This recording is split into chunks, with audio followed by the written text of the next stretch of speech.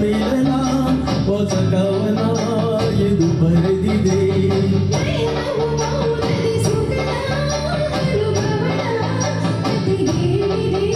ನನ್ನ ತೋಳಿನಲ್ಲಿ ಇಂದು ಸೇರು ಬಾ ಓ ಪ್ರಿಯತಮೇ.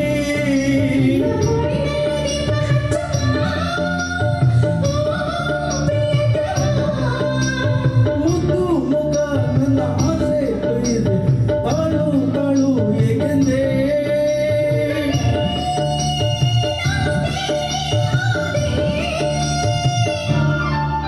ಯಾವ ದೇವ ಜನ್ಮಿ ತಡೆದನು ನಿನ್ನ ಕವಿ ಕಾಳಿದಾಸ ಕಲ್ಪನೆಯು ಚಿನ್ನ.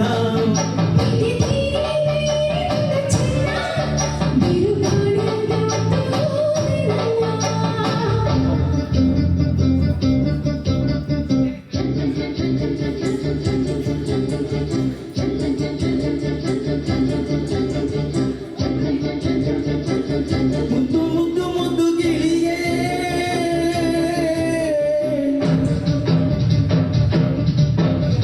ಕಣ್ಣಿನಲ್ಲೇ ಒಂದೇ ಮಣಿಯೇ.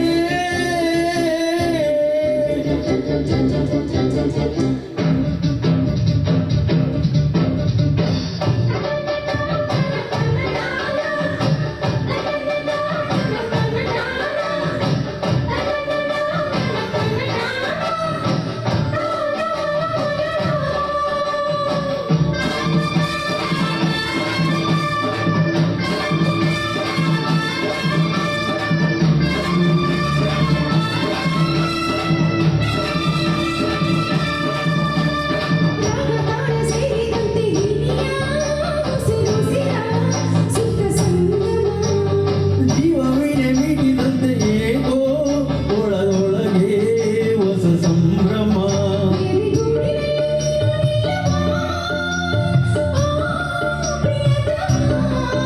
ಪ್ರೀತಿ ಮಲ್ಲಿಗೆಯಲ್ಲಿ ಚೆಲ್ಲುವ ಓ ಪ್ರಿಯತಮೇ.